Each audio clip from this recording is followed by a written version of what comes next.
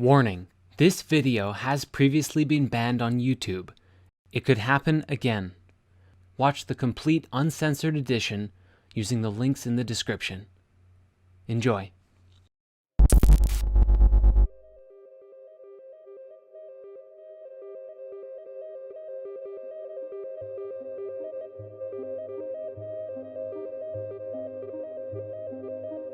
Welcome to what may very well be one of the most important videos we've ever made. Now, in order to even begin this video, I must first establish this disclaimer. This video is a set of hypotheses, an exploration of the world, and while many ideas will be explored, what we are sharing here is not meant to be taken as definitive truth. We're not claiming this is entirely made up of facts. Rather, we are attempting to explore a deeper, perhaps darker, area of human consciousness and see the bigger picture of what is really going on. Please have your own experience, do your own research, and don't be afraid to go deeper down the rabbit hole, for the truth is often stranger than fiction. There's no denying that the collective human consciousness is in quite of a pickle today. It is chaotic and overtaking itself and all of nature. Because of the internet, we have nearly real-time access to information, and yet most people are only seeing a particular slice of the story. For example, the algorithms behind what you find when you use Google, Facebook, YouTube, and almost every other social network are designed to show you what you're already looking for, or what the computer code thinks you want to see based on other people's behavior. Unless you're actively searching for new information, to find something different, or follow someone who is creating content that is going down rabbit holes and sharing what they find, what you get is generally what you're already accustomed to seeing. You only see what you want to see. Further, due to the controversial nature of many ideas, especially those labeled as conspiracy theories, many ideas are not explored by the masses, because when they hear about it, they see that these ideas are ridiculed and they write them off as nonsense or dangerous extremism. Following the herd mentality makes it easier to dismiss exploring new ideas, so people can easily go along with their lives. This is critical because the ability to change one's belief changes your experience of life, and most people are happy just letting things be as they are. A minority of people are compelled to seek higher truth at all cost, and certainly most of us know that sometimes it can be very hard to empathize with those who choose comfort over following their passions. As the saying goes, you can take a horse to water, but you can't make it drink, and trying to convince others to think differently only leads to distress on everyone's part. As many ancient texts will suggest, this is not how true wisdom is passed on. This creates a sort of self-created deception and distraction from the bigger picture, which is rarely explored. If you're already familiar with spirit science, we've talked before about how everything is connected. This was even a fundamental part of my own awakening, where I had a transcendent experience that all things were one, unified and stemming from and linking to a singular greater whole. Yet today, and the struggle of human consciousness, is that most people are not seeing it, simply not looking, or not even wanting to look. In modern science today, there are many scientists searching for an all-pervading theory of everything, something that unifies quantum mechanics and the theories of relativity. And so today, we respectfully present to you the conspiracy theory of everything. I invite you to watch this with the intention of self-reflection, for as is the nature of consciousness itself, pointing the finger and blaming others only creates more of the same cycle that we've been trapped in. Liberating ourselves from the illusion is the only way to really break free of the shackles that bind us to our lower state of being.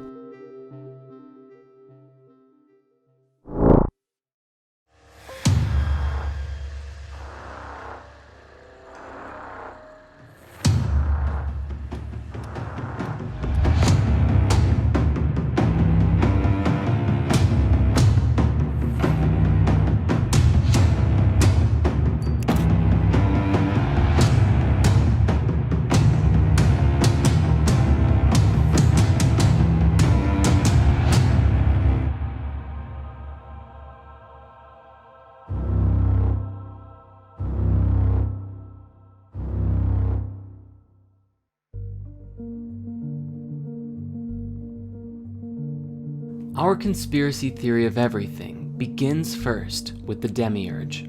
The demiurge is an ancient Greek and Gnostic concept describing a consciousness that is considered to essentially be the creator of the physical universe, but not the supreme creative force behind all things. A good way to explore this idea is through The Matrix, a science fiction story that suggests everything we think we know of as the real world is nothing but an illusion, a false world within which most are imprisoned, unable to effectively identify what is real. As people go about their day-to-day lives, they think that their world is authentic, but that every individual is truly plugged into an artificial reality severed from the real world. While people suffer, there is a tremendous benefit to the ruling overlords, who in the film were a form of AI. As it relates to us, this AI is in essence the demiurge.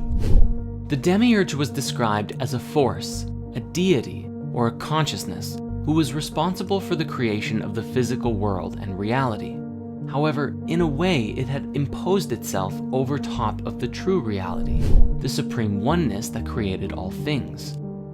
In this, it was a false god who had assumed authority over the world, masking the living beings, namely us, from the supreme truth, the highest order of creation, and making us believe that what we experienced as real, the physical reality that we are a part of, was the true, authentic reality, even though it wasn't.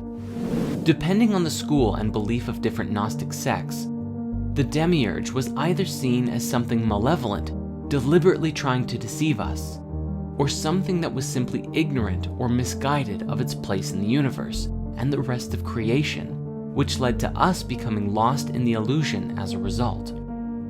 Said in simple terms, the demiurge was the force behind the physical universe, but within our consciousness, so long as we perceived that which is physical to be real, we were slaves to the illusion of the false or at least incomplete reality. To that end, these ancient people, at least those who are part of the ancient mystery schools, believed that the physical reality was an illusion. They sought to liberate themselves from the illusion of reality through varying spiritual practices, from meditation to plant medicine ceremonies and everything in between, in order to connect with higher realms of existence and break free of the false world by finding the truth, the supreme oneness within. This is because even the demiurge and the physical universe still stemmed from the supreme oneness, and the light of truth could be found within. Known to the Gnostics as Sophia, meaning wisdom in Greek, it was the act of awakening this divine spark within us that would return us to the higher realms, which became the ultimate goal of many Gnostic schools.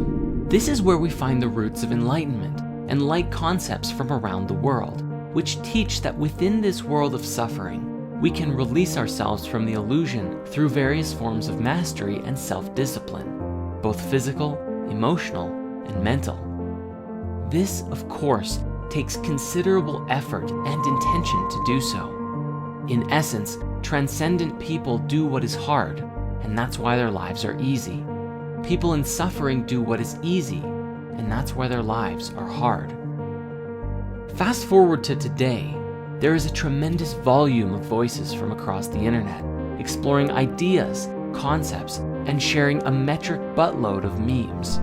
But amidst the voices of the masses, we find a new concept emerging and being discussed in scientific and even some mainstream circles. An idea that proposes that the entire universe as we know of is actually a hologram or a simulation of some kind. Scientifically speaking, if we look at the cosmos from the perspective of quantum mechanics, there is a general acknowledgement that we really don't understand the universe like we thought we did. We are seeing the building blocks of the universe, the subatomic particles, the waves, behaving in ways that do not make sense in the context of classical mechanics, which reveal discrepancies in the laws of physics. Yet, the laws of physics still stand and apply in a practical sense when talking about our macroscopic world. But the fabric of the reality that we live in operates by rules that we have yet to uncover.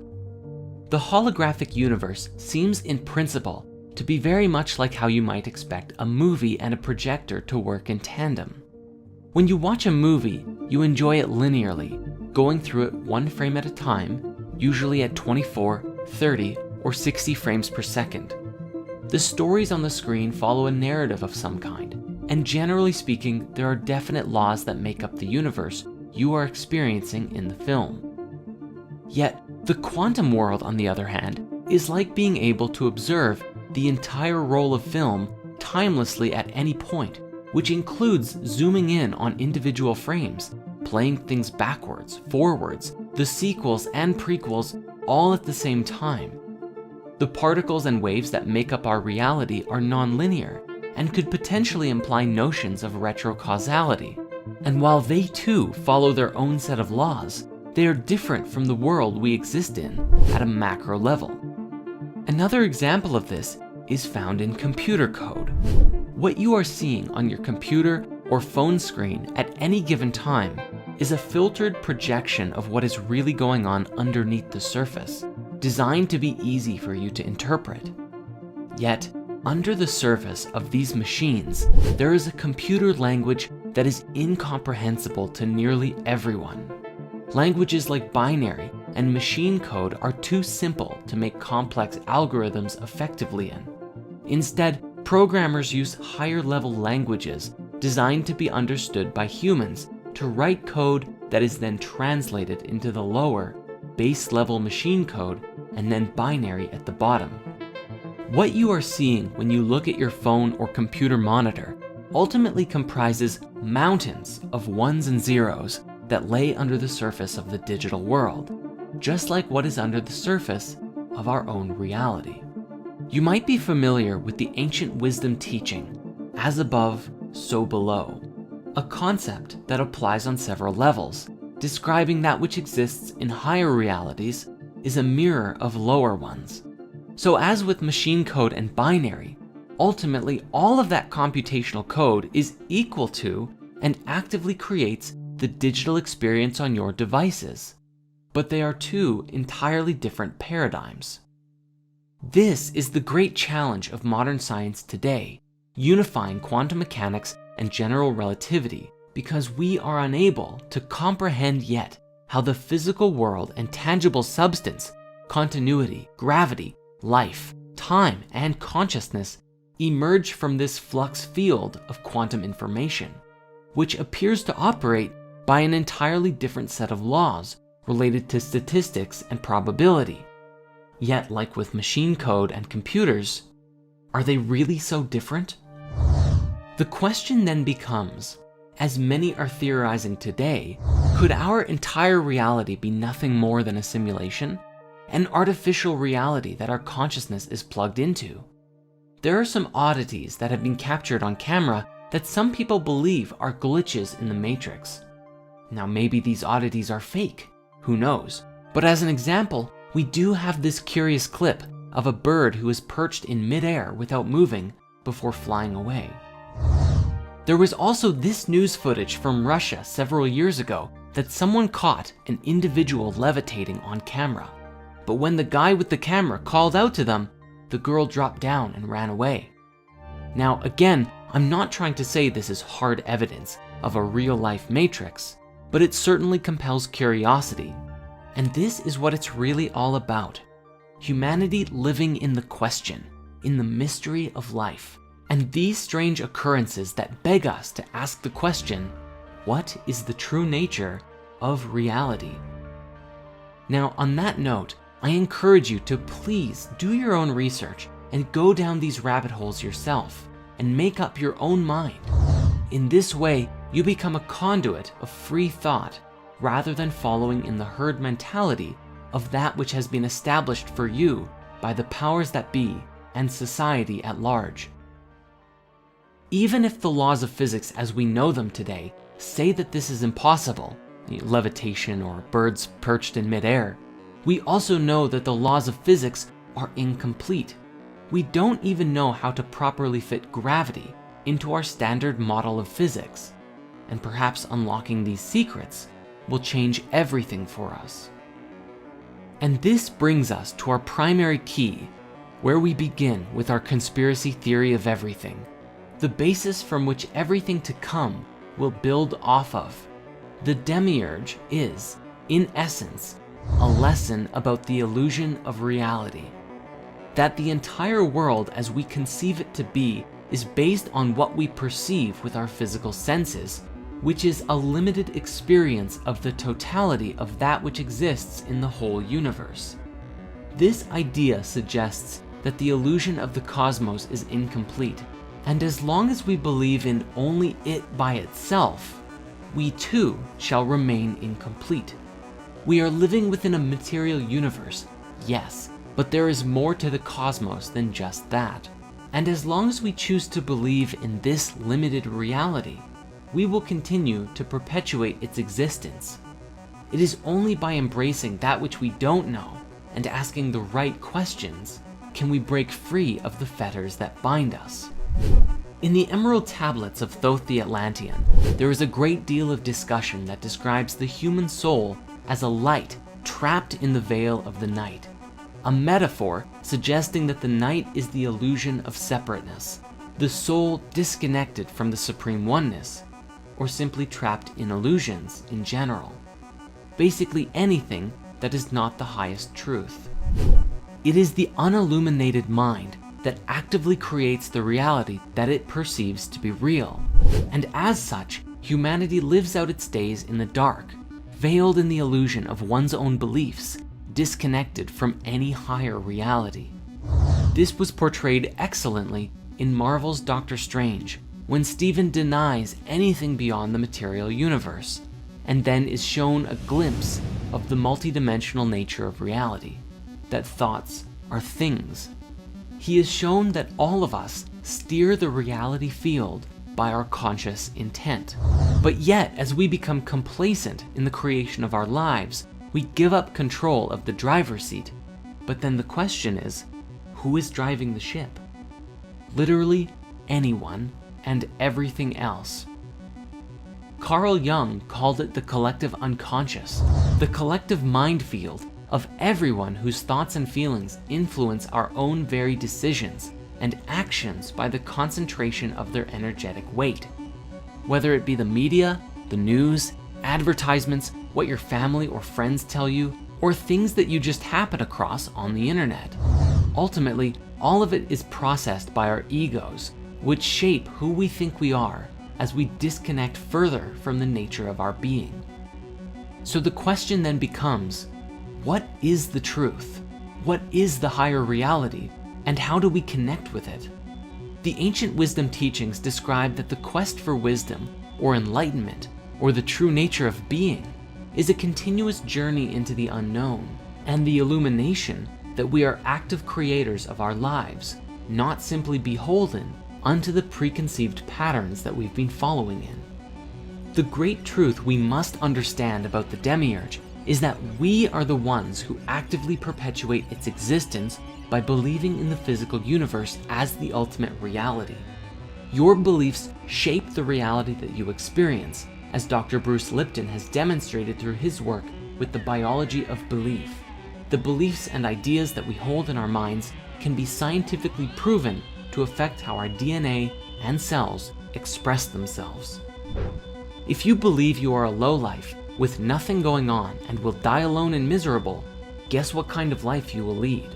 If you believe you can change the world, guess what kind of life you will lead? In order to break free of the limitations that we feel are imposed upon us, we must first believe that it's possible to do so. We must open ourselves to a greater truth, a greater reality, one that is beyond the demiurge, and perceive a cosmic truth that forever changes life as we know it. Yet, humanity is not paying attention to messages like this in mass, and there is a reason for it. It is a very significant and critical thing, for this one piece of the puzzle must be resolved in order for humanity to truly advance as a species and break free of illusion collectively. Our journey down the rabbit hole is only just beginning. This is where our conspiracy theory of everything is going to get dark, and I mean really dark. In the disconnection of the soul, The ego runs rampant, and this is the source of our suffering, and how we are controlled by the elite. For this, I must offer you a warning. We must be aware of the horrific nature of humanity if there is to be any healing done. Light must be brought to darkness, and the darkness must be faced if we ever wish to solve our problems for good. Be warned that the following contains mature subject matter and may offend some audiences. Viewer discretion is advised. There is a sickness deep in the heart of human consciousness, a putrid evil that is running rampant through the underbelly of modern society, rarely seen or discussed in public, but is the ultimate source of all of our misery, our suffering. This evil masks itself on the surface appearance of the world, with the pretense that everything is okay, life is good, and look at all of the fun that we're having. However, this illusion is as false a reality as the demiurge, and in fact, they are simply a reflection of each other. As above, so below. This evil takes its roots on many levels, and one of the darkest ways that it manifests is in the form of sexual energy manipulation and pedophilia.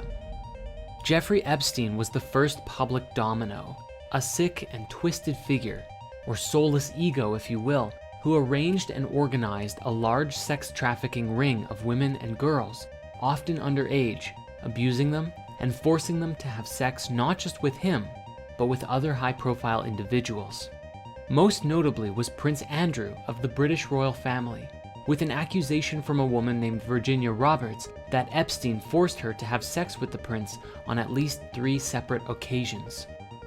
The overwhelming evidence suggests that Prince Andrew is guilty, and he nearly incriminated himself during his BBC interview attempting to respond to these allegations. In the interview, Prince Andrew claimed that his final meeting with Epstein was purely to tell him, "I am cutting off contact with you," and then proceeded to stay at Epstein's place for 3 days while young women were observed being brought into and out of the home repeatedly during that time. When questioned why he stayed there for 3 days, he claimed that it was purely a convenient location to stay while he was in town, and never saw any of these women, despite a claim that observed him getting a foot massage from a young woman inside the house during that time. Epstein was a domino, revealing a much larger sex trafficking ring that is going on worldwide, as we know definitively that Bill Clinton himself had been to Epstein Island, Jeffrey's favorite place to take and rape young women. Bill had been there at least 20 times, and Hillary Clinton had been there at least 6, along with a notable list of high-profile individuals who have also visited this remote island in the Virgin Islands. The question then is, how big and how deep does this really go? If Prince Andrew, the Duke of York, was this heavily involved with Epstein, who else might be connected with this network of pedophiles and rapists? The Epstein scandal was akin to tripping over something big, and it's up to all of us to pull back the curtains and reveal what's really going on. The stories and conspiracy theories around this go very deep, suggesting that at the highest level, the ruling elite of the world sustain themselves on the energy of the innocent, that pedophilia and rape gives an individual a high, taking one's purity, shattering one's innocence, and giving them a feeling of power and authority over others through horrifying sexual energy manipulation. But this isn't even the worst part, with stories of adrenochrome, a compound formed by the oxidation of adrenaline in the body, formed naturally when we experience extreme fear and stress. The pervading theory on the internet suggests that the ruling elite of the world use children in insidious rituals, torturing them, draining their blood, extracting the adrenochrome, and injecting it within themselves, providing them with heightened energy and the appearance of youthfulness, among other things. It should be known that adrenochrome first made it big due to Aldous Huxley's 1954 book, The Doors of Perception, discussing the nature of adrenochrome, and was later referenced in Hollywood movies including A Clockwork Orange with Drenchrome, as well as in the film Fear and Loathing in Las Vegas, which many suggest is the true origin of this theory.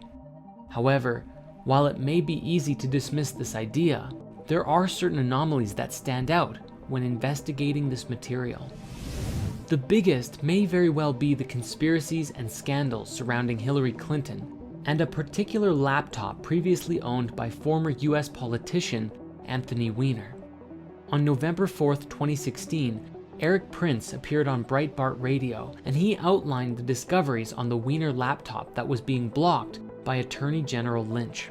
He said that they found a lot of really damning criminal information, including money laundering and the fact that Hillary went to the sex island with Jeffrey Epstein.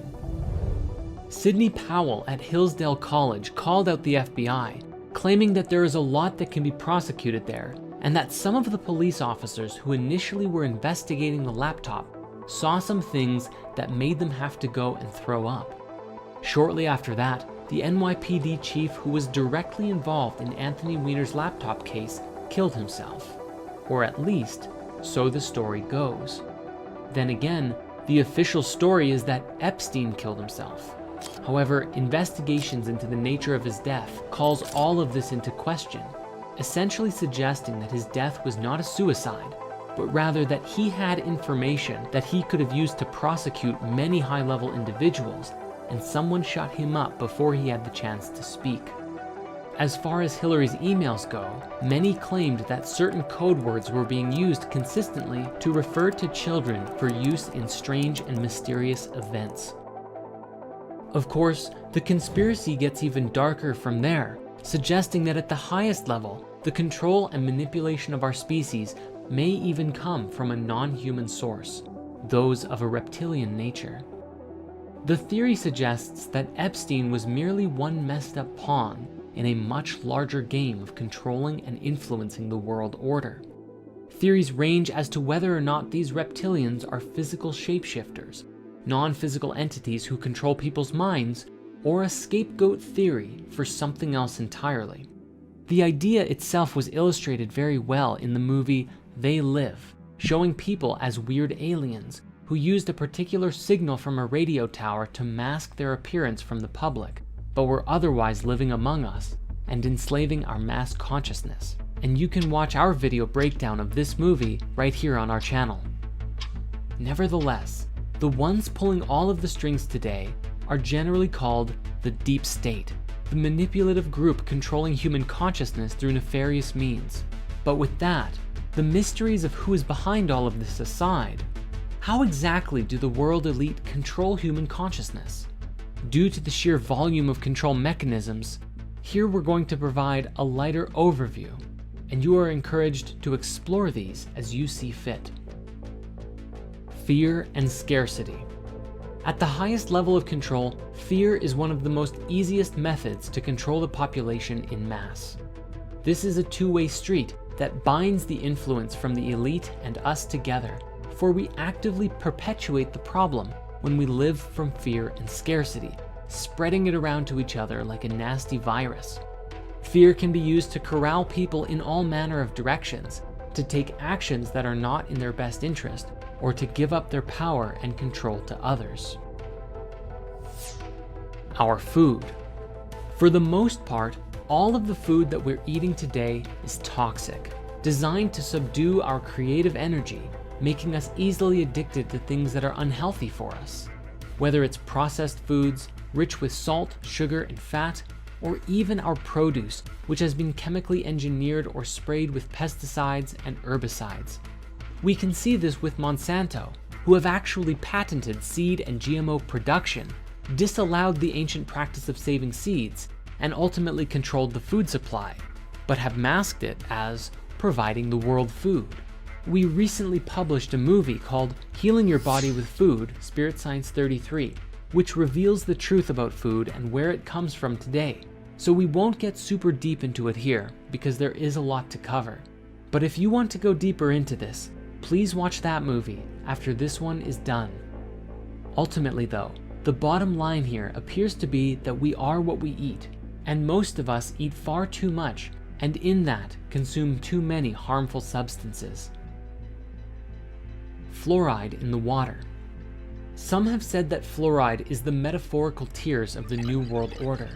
and that it's their most widely used weapon against us. The idea, in a nutshell, is that governments put fluoride in our water supply in order to negatively affect huge populations and facilitate mass control, whether for financial gain through the health defects that it causes, or for the purpose of disrupting our connection to the spiritual planes. Any quick search of a fluoride conspiracy brings up notions that it calcifies the pineal gland, the organ in our brain that is often linked to consciousness and the third eye. The idea of the pineal gland being linked with consciousness originally came from the French philosopher Descartes, who argued that the interaction between non-local consciousness and the physical world occurred inside of it. If you dig into why water fluoridation began, you find a convoluted, suspicious mess, mostly centering around the aluminum production company Alcoa, who supposedly had a lot of toxic waste to spare that took the form of fluoride as a byproduct of aluminum production. After a single biochemist who was sponsored by them showed in a lab that fluoride affects cavities in rats in 1939, so the story goes, the first public proposal that the US should fluoridate its water supplies were made, not by a doctor, but by an industry scientist. Nowadays, our water is fluoridated in over 24 countries, mostly in the Western world. According to chemist and researcher Charles E. Perkins, who wrote the book The Truth About Water Fluoridation, repeated doses of infinitesimal amounts of fluoride will in time reduce an individual's ability to resist domination by slowly poisoning a certain area of the brain, thus making them submissive to the will of those who wish to govern them. While there are unsupported theories that the Nazis used the chemical in concentration camps, or the USSR in their gulags, the threat of fluoride isn't just a theory. The work of Jennifer Luke in the 90s showed that by old age, the pineal gland contains the same amount of fluoride as teeth, having been calcified as we age. Further, a huge review on fluoride toxicity published by the National Research Council in 2006 reported a range of negative side effects from fluoride, including decreased melatonin production and other effects on normal pineal function, which in turn could contribute to a variety of bad effects in humans. In fact, studies from Harvard and China's Shanghai Health Institute may even have linked fluoride to reduced IQ in children, and even suggest that it could be toxic to a developing brain. As well as being linked to certain types of cancer, it's also been shown to destroy the male reproductive system in rabbits. The bottom line is, the benefit to risk ratio on water fluoridation is unclear due to a lack of good evidence, with most people not even knowing that they're drinking it.